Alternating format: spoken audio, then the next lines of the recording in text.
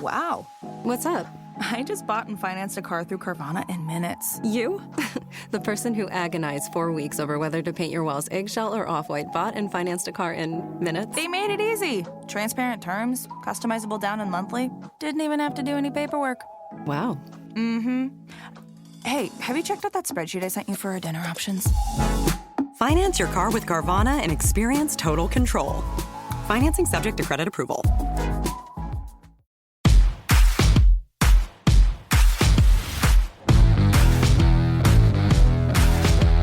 Welcome to the Dogs Podcast with your hosts, Blake Reneker, Justin Charles, and Josh All.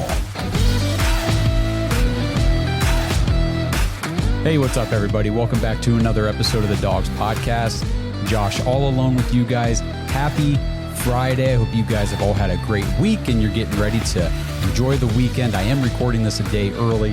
It is Thursday currently in my world, and it's snowing like crazy outside, and I just hope everybody's out there staying warm, staying safe, and just counting down the days till we get out of this winter and we can finally get into the spring, because the spring brings the NFL draft. So what I'm going to do on today's show, go through my mock draft 1.0, the first mock draft that I'm putting out there this season. I needed some time to really go through the prospects, go through the process, get in the mindset of Andrew Berry, the Cleveland Browns in their draft, and go from that perspective. So what I plan to do is do at least one of these a month. So, I mean, technically this would be my February mock draft. Wanted to get it in here before the month is over. And I will do one, at least one in March. I might do two, and then definitely another one in April, probably a final mock prediction before the actual thing happens on what it kicks off April 24th, I believe, on that Thursday. So I think that's the date.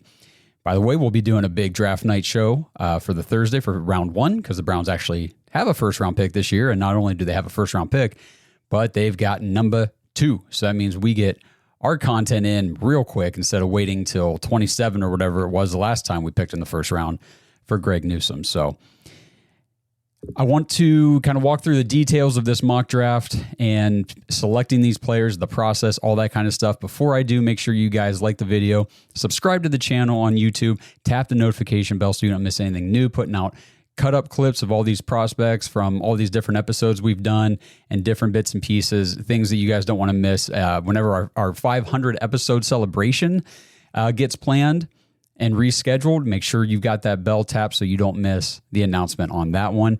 And if you guys want to get into our private Discord, help support the show, talk to Browns fans 24/7, play fantasy football with us where you can win a championship t-shirt like I'm wearing right now because I won 2 leagues this year. You guys need to sign up next fantasy season. Come in and beat me, beat Blake. This is the first year we've done the fantasy leagues that Justin did not win.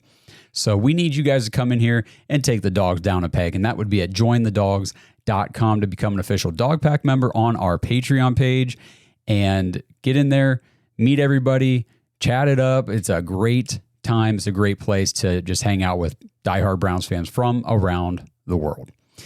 So when I was looking at doing the mock draft, and there was a couple things I wanted to take into consideration. I see so many people posting their pro football, whatever it is, pro football database mock draft simulator stuff on social media, and that's cool. That's fine. I do that kind of stuff all the time. When I got a free minute, I'm sitting on the couch holding the new baby or whatever, and I can't really do much. I'm running mock drafts on my phone, just having fun playing around, seeing who's available at some of these spots and all that kind of stuff. But the big thing for me is if I ever see anybody post their PFF mock draft, disregard immediately, because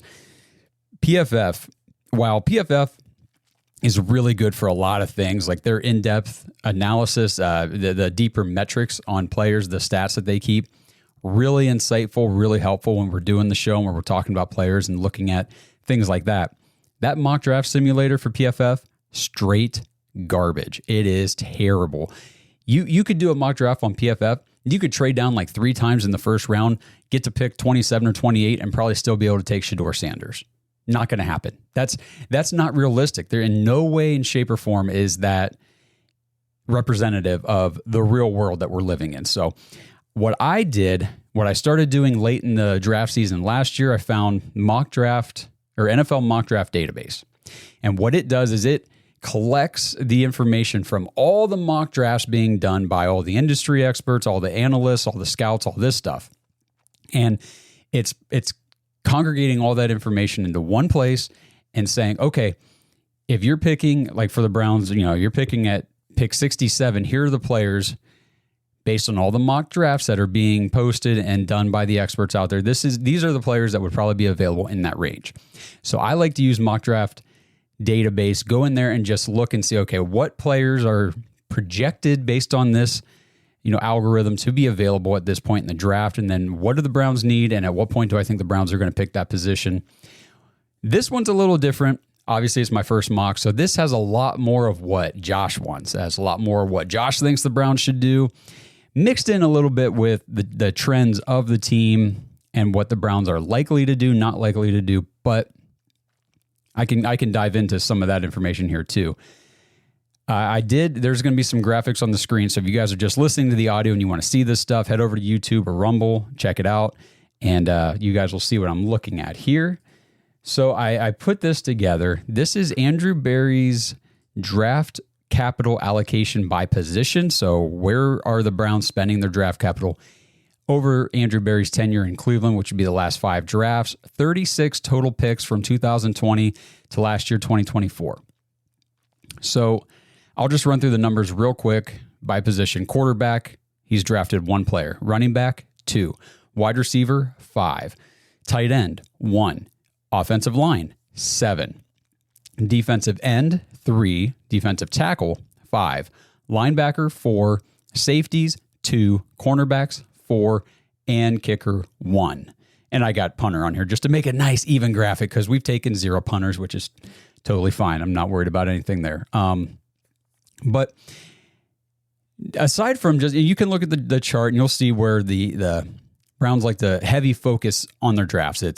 It's on the lines. It's that offensive line, and then they're heavy on the defensive tackle. 5 defensive tackles to 3 defensive ends, and then they're heavy on the wide receivers, and then it goes linebacker, cornerback. Surprisingly, linebacker is actually in that category. But I wanted to change it up a little bit, so I went through. You'll see a different graphic on your screen. I went through and I did the weighted. What are the weighted draft capital put into each position? So basically, I went through, for instance, I'll just start with quarterback. We've drafted 1 quarterback, and it was DTR, and I just basically went reverse rating for this. So if you were picked in the 7th round, that was 1 point to your position. If it was a player picked in the 1st round, that was 7 points to your position. That just kind of puts a weighted score and priority onto these draft picks. So at quarterback, DTR was the only one. He was picked in the 5th round. That's a weighted score of 3. So quarterback has 3. Running back has a weighted score of 5. Wide receiver has a weighted score of 22. So definitely a lot more draft capital invested into the wide receiver position. Tight end has a weighted score of 4. Offensive line weighted score of 23. So 1 point higher than wide receiver. Now this is interesting. So I was talking about the defensive tackles to the defensive ends. Like I said, taking 5 DTs to just 3 defensive ends. But the weighted scores, defensive end weighted score is 10. Defensive tackle weighted score, 25. So Andrew Berry, this front office, the Browns in general, they place a high priority, much higher priority into the defensive tackle position than they do the defensive end position in the draft, which I thought was interesting considering we just, on our last group episode this week, Blake talked about Mason Graham, the defensive tackle from Michigan, being a better or more priority pick for the Browns than potentially Abdul Carter on the edge. And this, these weighted scores kind of back up that sentiment. Linebacker weighted score, 16. Safety weighted score, 9. Cornerback weighted score, interesting, 16. So linebackers drafted 4 of them. Cornerbacks drafted 4 of them, and they have an equally weighted score. So I'll dive into that in a second. And then the kicker, Cade York, was taken in the 4th round, so he had a weighted score of 4. I'm just going to go through my notes here. In total, like I said, 7 offensive linemen in 5 drafts. That is the highest drafted position for Andrew Berry and the Browns since he's been here. He has drafted 5 wide receivers. That's the 2nd highest taken position on offense, but they have never picked a wide receiver higher than the 3rd round. Now, they could buck that trend this year and take one at 33. We'll see what happens. Harrison Bryant was the only tight end drafted. Dorian Thompson-Robinson, the only quarterback that he's ever drafted. So in 5 years, Andrew Berry's only ever drafted one tight end. Just something to keep in mind. Jerome Ford and Demetri Felton were the only two running backs that he has drafted in 5 years. Defense, I already went over the tackles and stuff. So this is interesting. Well, first of all, two safeties. Just two safeties in 5 years. Grant Delpit was taken in the second round. And then the only other draft capital spent on the safety position was Richard LeCounte in the 5th round. So safety, not a high priority position for the Browns in the draft.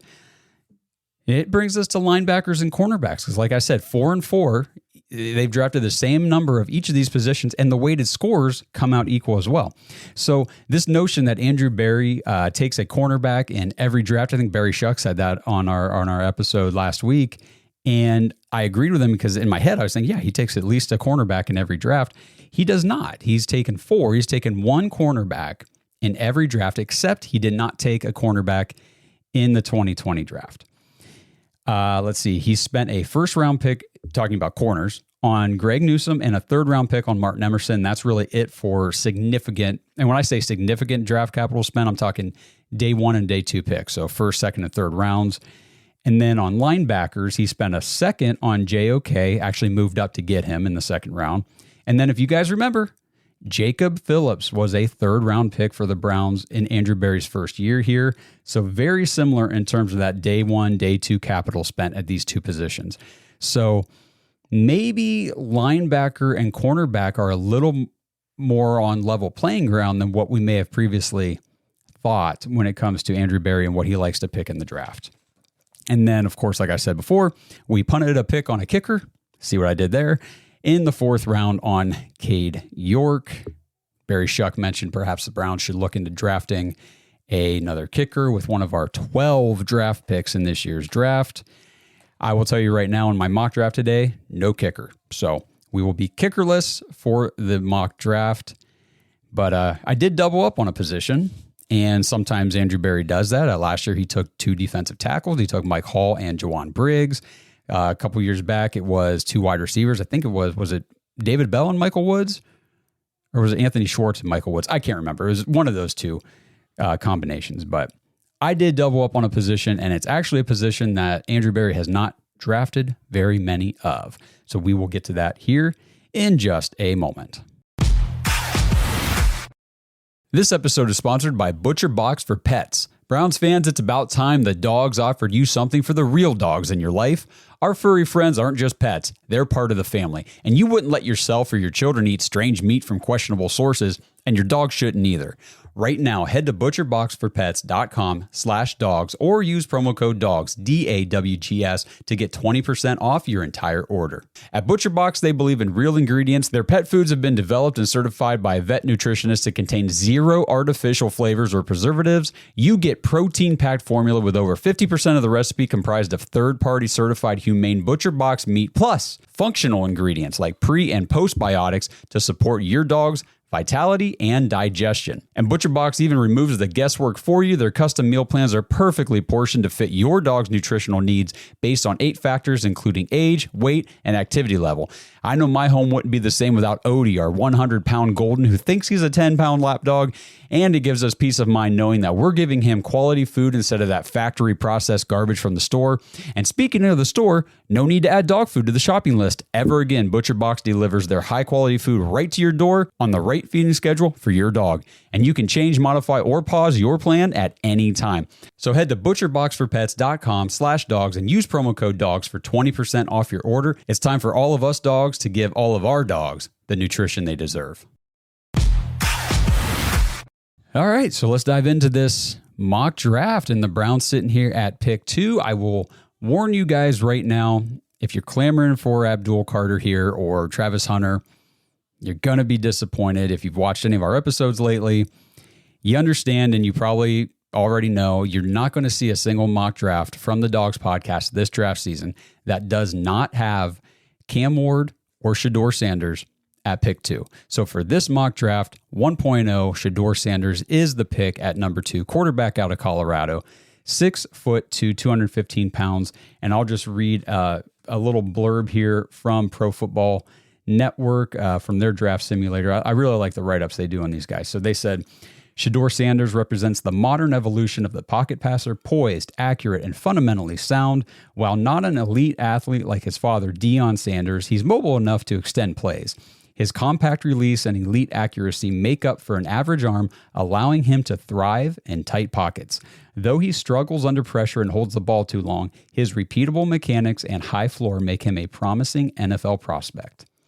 And when your biggest need every single year, year in and year out for the last 30 years is quarterback, you take that quarterback. So that's pick 2. So now we move on. Round 2, pick 1, pick 33. Let me reverse the order here that I said that. Pick 33, which is the first pick in the second round. And I took Josh Conerly Jr., the offensive tackle out of Oregon. First of all, he's got a great first name. I always love people named Josh. That's awesome. 6'4", 305 pounds. The write-up, Josh Conerly Jr. is an athletic and technically proficient offensive tackle recognized for his dynamic movement skills and effective pass protection. As a 2-year starter at left tackle for Oregon, there you go, we got ourselves a left tackle. He demonstrated consistent performance, allowing only 1 sack over 521 pass blocking snaps in the 2024 season. That's awesome. Conerly excels in both run and pass blocking, utilizing his quick footwork and strong hand placement to neutralize defenders. However, he occasionally struggles against more powerful rushers, indicating he needs to enhance his play strength. Again, 305 is the weight. If he can pack on maybe 15 extra pounds or so, get up to 320, 325, that would help him. Conerly's combination of athleticism and technical skill positions him as a promising offensive line prospect. He's one of the guys I really do like. And again, we've talked about this. This draft is super deep at all these positions the Browns really need, except for quarterback. That's why it's just another plug for why they need to take the quarterback first, get that done, because if you pass on it at 2, you're not getting one in this draft that even has. Yes, could they get lucky and draft, Tyler Shaw later on, or Will Howard, and oh my gosh, this guy turned into a Pro Bowl quarterback? Sure. Yeah, things like that happen every now and again. Am I banking on it? Hell no. I am taking one of the top 2 prospects in the draft with my number 2 overall pick, and I'm calling it good. Because, yes, I like Will Campbell, and I like Kelvin Banks, and I like some of these other offensive tackles, but when a guy like Josh Conerly Jr. is projected to be available at that first pick in the second round, sometimes he gets mocked in the first round, sometimes it's like second round. If he's available at 33, I know Blake would be pounding the table for Travion Henderson or, a running back here, a skill position guy. I'll take the left tackle here because I think Josh Conerly Jr., you get a starting caliber, has a high ceiling, and you take that left tackle now. And, if he's a little not ready for the season, to start right away, okay, then you start DeJuan Jones at left tackle and you let Conerly be the backup until he kind of gets up to speed. And if he comes into camp and it's like, wow, this kid's got it, like he's the dude, then you stick him there and you let DeJuan Jones be your swing tackle because he can play both positions now. Either way, that's the move that I'm taking in this mock draft for the Browns at pick 33. Moving on now to pick 67, the third pick in the third round, I took Caleb Johnson, the running back out of Iowa. This is a guy that, quite honestly, I don't know if he'll even be available at 67 by the time the draft comes around. So I got a couple different philosophies and thought processes here with these running backs. Is this draft, and I'm serious, if you guys are not up to speed with the names and the people in this draft, the players and all that kind of stuff, just understand I am dead serious about this. I have never seen a draft class with this many high caliber running backs in the draft. This year is absolutely insane because there are, one of these episodes, I'll just have to list all the names of all the running backs that I would love to see on the Browns. It's not like there's 4 or 5. I'm talking 10, 12 names that if the Browns got one of those, I would be pumped because they're all that good in terms of potential and everything. So I'd say Caleb Johnson here at 67. Like I said, after the combine and stuff, depending on what this kid runs, and they're projecting him to run pretty well, he could he could get up into the middle of the second round or something like that. So he might not be available at 67, but here right now in February, according to Mock Draft Database, he is available around that pick 67 in the third round. So he's 6 foot, 225 pounds. He is a big running back. He's a thumper, but dude can move. Iowa running back Caleb Johnson had an incredible season, solidifying his spot in the NFL draft conversation. At 6 foot, 225, he's a rare mix of power and agility, like a pitcher with both a fastball and a changeup. Whether breaking tackles or outrunning defenders, Johnson consistently shines against elite competition. Once in the Heisman Trophy discussion, his stock only continues to climb. Caleb Johnson can come in here and be your new bell cow lead running back. And I'll just go ahead and say now, I do take a second running back in this mock draft. That's the position I double up on. And I'm still signing Nick Chubb back to a little bit over the vet minimum because he wants to come back to Cleveland. We're not paying out the butt for a 29, almost 30-year-old running back coming off of 2 season-ending injuries now. And nobody's going to. I don't want you guys to think it's just the Browns that are going to be cheap with Nick Chubb. Nobody's giving him big money or anything. No one's giving him a 3-4 year contract. It's not going to happen. So we get Nick Chubb back. We draft Caleb Johnson. Those two are your bigger bruiser thumper backs, but Caleb Johnson has that youth, the burst, the speed that you want out of a young running back with that size. And then I'll talk about the other running back that I drafted later on to complement those two. And if you guys can hear my baby crying in the background, it's feeding time here at the All household. But I'm hoping this mic is kind of blocking a lot of that out, but I can hear it. Anyway, so moving on to pick 94, we have the 30th pick in round 3. So we get a top pick in the third round and then one of the last picks in the third round. Those are our 2 third-round picks. And I selected Jalen Knoll, the wide receiver out of Iowa State. 5'10", 200 pounds. Jalen Knoll is a guy that so Derek Brown from Fantasy Pros and Betting Pros goes to the Senior Bowl every year. And, I really like his analysis on players, especially when it comes to wide receivers. He was the guy who came away from the Senior Bowl just pounding the table that Puka Nacua was going to be a star in the NFL. He was going to be slept on. He was going to be drafted later, and he was going to end up being a stud when he got to the pros. Lo and behold, he was absolutely right about Puka Nacua, and he's been right about a bunch of other players that I didn't really give too much attention to until I listened to him and read some of his work. He came away from the Senior Bowl this year flag planting Jalen Knoll, and he said he was the best wide receiver at the Senior Bowl. Nobody could cover him, made all the catches. His route running was crisp, and like I said earlier, the Browns have never, under Andrew Berry, drafted a wide receiver before the third round. Jalen Knoll right now projected to be available around that late third round pick. And if he's there, he's a guy that I think could come in and really contribute to the wide receiver core.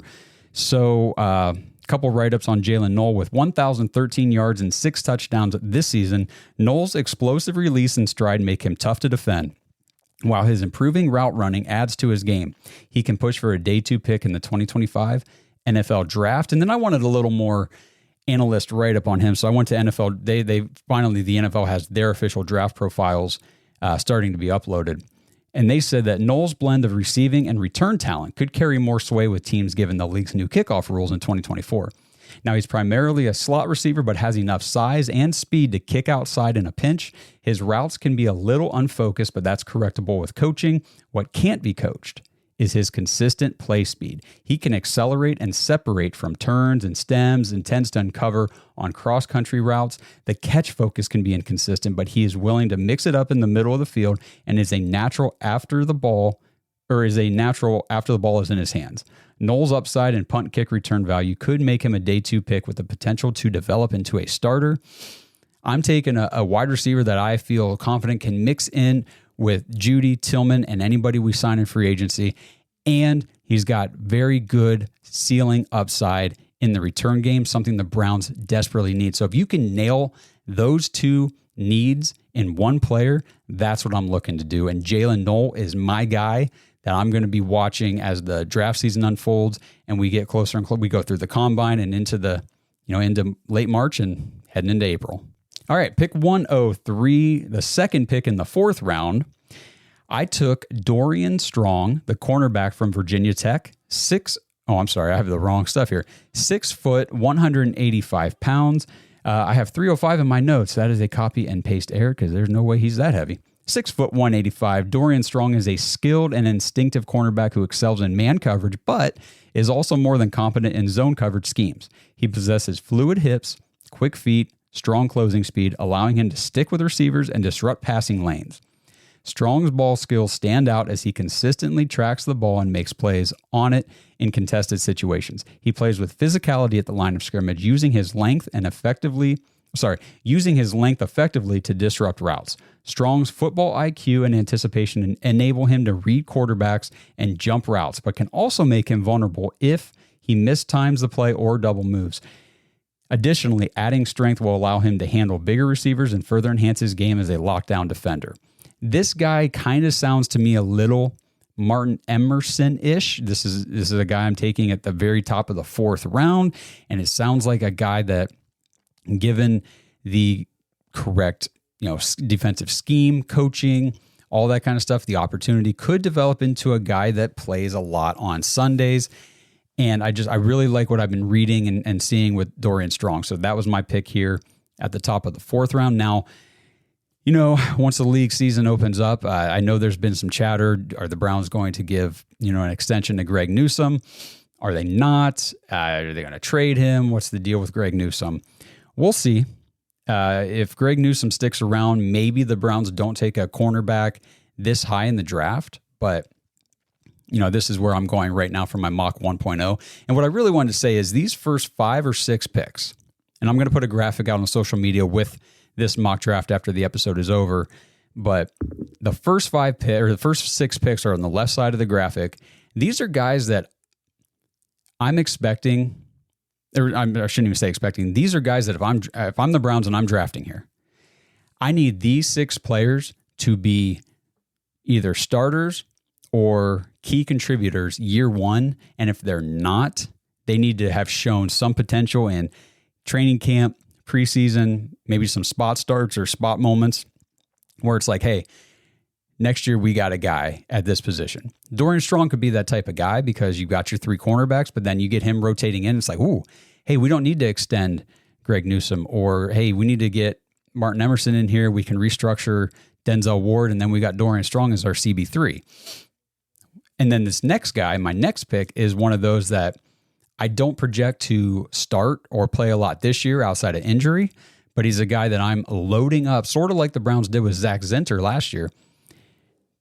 Didn't have an open starting spot for an offensive guard, but we're going to need one in the near future, and that's what exactly I did here at pick 175. With the 26th pick in the 5th round, I took Seth McLaughlin, the interior offensive lineman, center guard from Ohio State, 6'4", 305 pounds. Now, ESPN has McLaughlin ranked currently as their number 1 center in this class. Now, their mock draft database has him in this range, so he is coming off an ACL or an Achilles tear, so that could be something to keep in mind. But, like I said, not a guy, kind of like they did with Zinter, it's very similar. Coming off a season-ending injury, the guy's got some talent. He'd probably be a higher pick if he wasn't coming off that injury. The Browns were able to land him knowing we really don't need much out of him this year unless, Teller or Bitonio get seriously injured. Same with Seth McLaughlin. We've got Ethan Posick. We've got Zinter backing up those guards. If Seth McLaughlin needs a little more time to get back, to get right after that Achilles tear, we have the luxury of giving him the 2025 season to do it, knowing full well in 2026, this dude's going to probably be one of our starting linemen, maybe the starting center. So 6'4", 305, like I said, highly intelligent center-only prospect coming off an Achilles tear. McLaughlin has his itinerary fully mapped pre-snap, but makes quick alterations when needed. He's gritty with good core strength. He has the range and radar to pull effectively and operates with timing on workup blocks. He lacks ideal knockback pop at the point, and his block sustain could take a small downturn against NFL power. He's technically sound in protection, but a lack of strength and range causes it to get leaky when rushers find his edge. His injury status could hurt his draft slotting, but he has the makeup and consistency to make it in the league. So here at pick 165, I went Seth McLaughlin. This episode is brought to you by Danger Coffee. Browns fans, we talk about how Danger Coffee is made free from mold toxins that are in 45% of the world's coffee, but that's not all that Danger Coffee has to offer. Mineral and nutrient deficiencies are a big deal. They make you feel sick, tired, stressed, and they can give you brain fog. These deficiencies negatively affect your immune system, your digestion, sleep, metabolism. Have you ever wondered why you get an initial burst from your coffee, but then you get that little crash not long after? Danger Coffee's patent-pending process remineralizes your body with more than 50 trace minerals and electrolytes, leaving you more energized, engaged, powerful. These micronutrients enter the cells to boost performance. They bind to toxins to provide detoxification support. I know that sounds like a lot, but the bottom line, guys, is minerals matter, and most of us really don't get enough of them on a daily basis. Danger Coffee delivers micronutrients, plus it gives you access to the minerals you already have. Head to dangercoffee.com, use our code DAWGS, DAWGS, for 10% off your order, and that code can be used over and over, so you get 10% off every order you make using code DAWGS. It's time to start every day off with a cup of coffee that gets you going and actually keeps you going. dangercoffee.com, code DAWGS. Okay, so now we're going to migrate over to the right side of the graphic that you guys will see after the episode is over. The second half of our draft picks. So we've got 12 picks. The first 6, like I said, I need these guys to be starters or key contributors in year 1, or in, like the situations with Strong and McLaughlin. Okay, maybe you guys are contributing somewhat in year 1, projected to have a much larger role in year 2. But that's what I need out of that side of the graphic. The second half of the picks, the second 6, these are guys that I need on special teams. I need filling depth at key positions and places where we're pretty weak. One thing that I think I might have to change it for my next mock draft, I did not take a defensive tackle on the first 6 picks. And I can't remember if I said this or not, but Andrew Berry has always taken a defensive tackle in every single draft, at least one.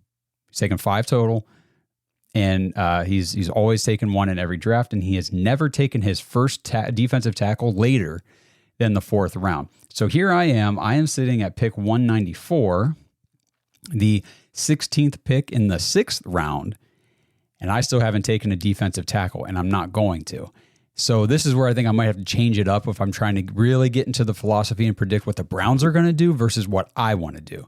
But here at pick 194, I took Tyler Batty, I don't know if it's Batty or Beatty, but it's the edge rusher out of BYU, 6'5", 275 pounds. Tyler Beatty, a 5th-year senior from BYU, is a highly instinctual and physically robust pass rusher known for his intense awareness and anticipation. As an exceptional run defender, with a long frame and powerful playing style, Beatty offers NFL teams a reliable and high-floor prospect. His mauling mentality and strong foundation will enable him to contribute immediately at the professional level while further developing his pass rushing skills. It kind of sounds like he could be your poor man's Jadeveon Clowney as a rookie. And quite honestly, I don't know what the Browns are going to do in terms of their edge rushing situation with Myles Garrett requesting the trade. We really only have Isaiah McGuire. Alex Wright was injured last year. I don't know about his development. I don't know what we're going to do. This could be a more pressing need after free agency, and we see what happens. But this guy being available in this range sounds like a can't miss. Whether it works out or not, like this is a pick that you just can't skip, in my opinion. Okay. So now I move on to pick 202. That is the 24th pick in the 6th round. And here's where I took that running back to pair up with Caleb Johnson and Nick Chubb. Really revamp this running back room because I've got my Thunder and Nick Chubb. I've got Thunder with some lightning capabilities in Caleb Johnson. Now I want my pure lightning. And I'm taking Kyle Monangai, the running back out of Rutgers. 5'9", 209, so a smaller guy. Kyle Monangai built on his breakout 2023 season at Rutgers with an even more dominant 2024, becoming unstoppable no matter the defensive game plan. He quickly surpassed his 8 touchdown total from last year. Monangai's mix of power and speed leaves defenders helpless. He shrugs off tackles with ease and outruns opponents in space. A natural fit for a zone read offense, Monangai's patience and vision make him an ideal complement to a receiving back in the NFL, showcasing a skill set that's both chaotic and electrifying. It's a hell of a write-up. And that's the kind of stuff whenever I say this draft is so deep at running back, I'm getting this guy right now in the range of 202. This is a 6th-round pick, a late 6th-round pick. So there are running backs to be had. We've seen later round running backs. Last year it was Bucky Irving and Tyrone Tracy. 2 years before that was Isaiah Pacheco for the Chiefs. And there are later guys that you can find. You get them into the right system, and this guy sounds like he would be the right fit for Kevin Stefanski's offense to complement Caleb Johnson and Nick Chubb.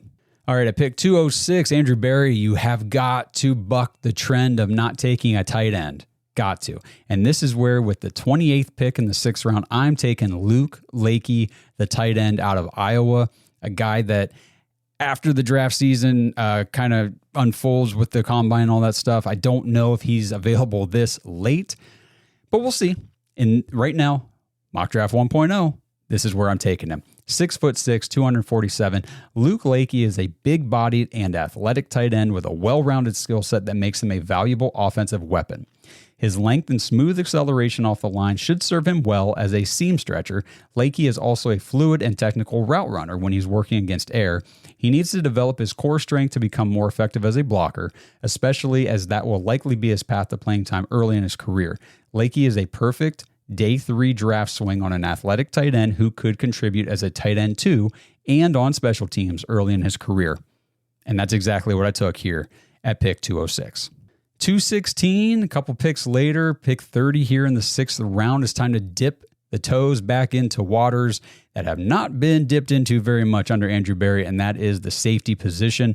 And I'm taking Dante Trader Jr. out of Maryland, 5'11", 196. Dante Trader Jr., dual sport athlete whose film shows off plus instincts but average consistency.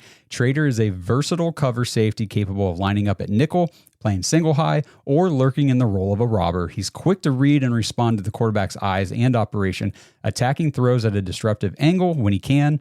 He's athletic with a good short area burst, but his play speed in large spaces is average. He's quick to diagnose and race downhill, but is more of a worker than a true enforcer in support. Trader's football character and scheme versatility help his cause. He has a chance to earn a spot as a backup.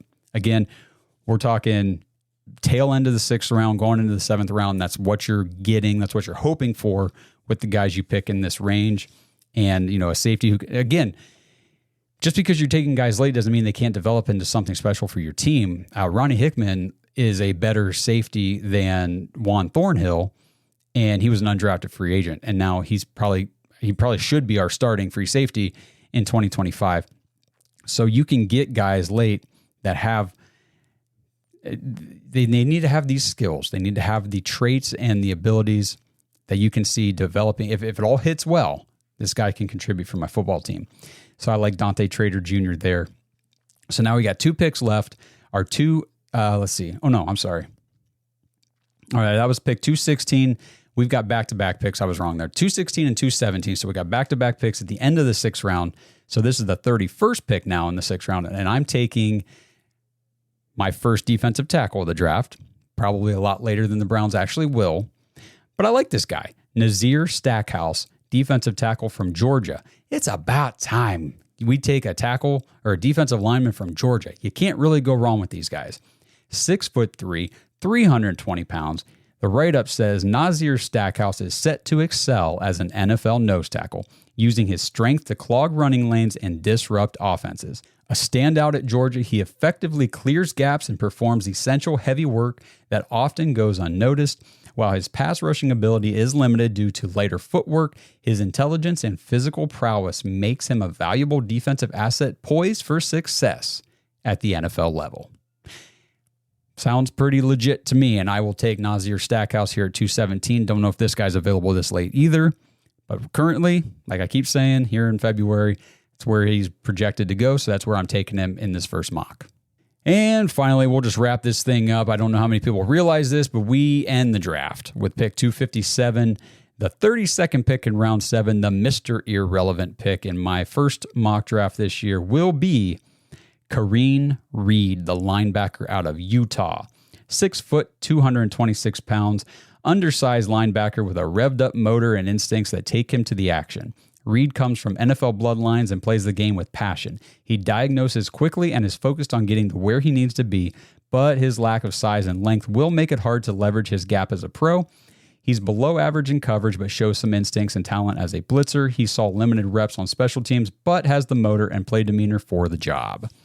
And with my Mr. Irrelevant pick, that's kind of just what I'm looking for. You have the football instincts and the things that you need to maybe contribute here on special teams. And if you end up working your way into a role on defense at some point, awesome. But that's where I went here with 257. So to recap, pick 2, Shedeur Sanders, quarterback out of Colorado. 33, Josh Connerly Jr., the offensive tackle from Oregon. 67, Caleb Johnson, the running back from Iowa. 94, Jalen Knoll, the wide receiver from Iowa State. At 103, I took Dorian Strong, cornerback out of Virginia Tech. 165 was Seth McLaughlin, the center out of Ohio State. 194, Tyler Beatty, the edge rusher from BYU. 202 was Kyle Monangai, running back from Rutgers. 206, Luke Lakey, tight end from Iowa. 216, Dante Trader Jr., safety from Maryland. 217, Nazir Stackhouse, defensive tackle from Georgia. And to end the entire draft, 257, Kareem Reed, the linebacker from Utah. That's the first mock draft of the season, guys. I want to know what you think. Drop everything in the comments I should have said this at the beginning of the show, but I want to know what you think. I want to hear what your perspective is on these players, on the Browns draft mentality, because I'm not just trying to come in here and say, oh, look, I drafted 3 quarterbacks, 4 receivers, 2 tight ends, and a couple tackles. I fixed the offense. It's not what the Browns are going to do. I'm trying to realistically put together a mock draft that could look similar to something the Browns might end up with in April. Now, do I think the Browns make all 12 of their picks this year? No, I don't. I think that they are going to use some of these picks to move around. I could potentially see them using maybe that second pick, 94, in the 3rd round to pair up with 33 to maybe move up into the late 1st if there's a guy kind of falling down the board that they really like. You could see him move up. You could also see them move back a little bit. I would imagine they'd want to collect more picks maybe for next year. I don't know what you would do with more picks for this year, but it takes a long time to go through a mock draft just for this year with 12 freaking picks. But we did it. I want to know what you guys think about each of these players. Who would you have taken differently at each spot? Head over to NFLmockdraftdatabase.com. I think it's .com. I got it pulled up here. Let me check. Yep, NFLmockdraftdatabase.com. Check out their big board. They just give you that range of where players are going currently in all the mock drafts. It's the best resource that I have found so far when putting these type of things together. So use that as your baseline to tell me who you would have taken in some of these spots differently than what I did. And maybe positionally, what do you think the Browns are definitely taking a defensive tackle earlier in the draft like they usually do? Do you think they pass on a cornerback, maybe take one later like they have been?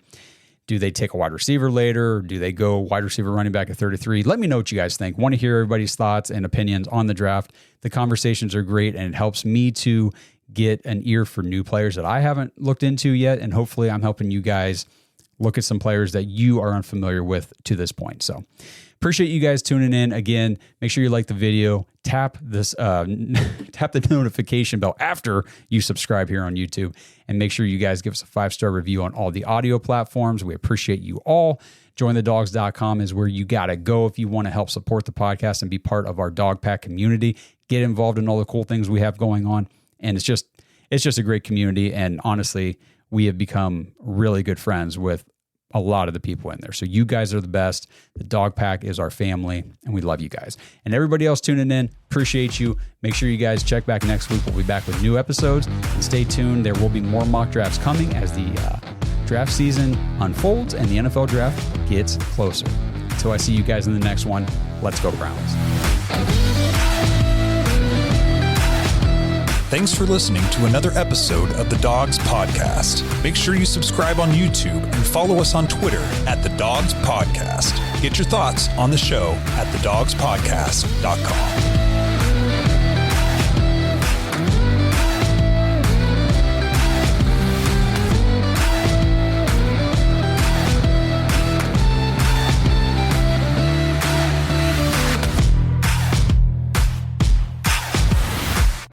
This episode is brought to you by Baden Sports. Browns fans, Baden Sports is your one-stop shop for all your athletic gear. Baden started out perfecting and manufacturing the best balls in the business. Yeah, if that sounded dirty, that's more about your mind than my words. But hey, it's true.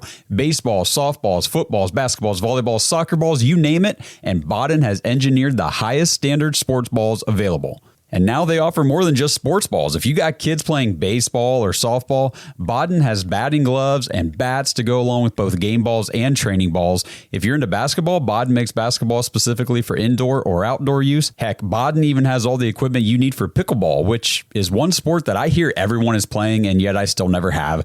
And I need to fix that soon. But don't miss the backyard games section of Baden's website where you can order everything you need for this upcoming outdoor season. Pool balls, backyard volleyball nets, croquet, bocce, horseshoes, cornhole, and more. Right now, you can get 10% off your entire order at Baden Sports, BADEN sports.com/dogs, DAWGS, and use promo code DOGS when you check out. That's 10% off all the top quality sporting gear you need this season. BadenSports.com/dogs. Yeah, sure thing. Hey, you sold that car yet? Yeah, sold it to Carvana. Oh, I thought you were selling to that guy. The guy who wanted to pay me in foreign currency, no interest, over 36 months? Yeah, no. Carvana gave me an offer in minutes, picked it up, and paid me on the spot. It was so convenient. Just like that. Yeah? No hassle. None. That is super convenient. Sell your car to Carvana and swap hassle for convenience. Pickup fees may apply.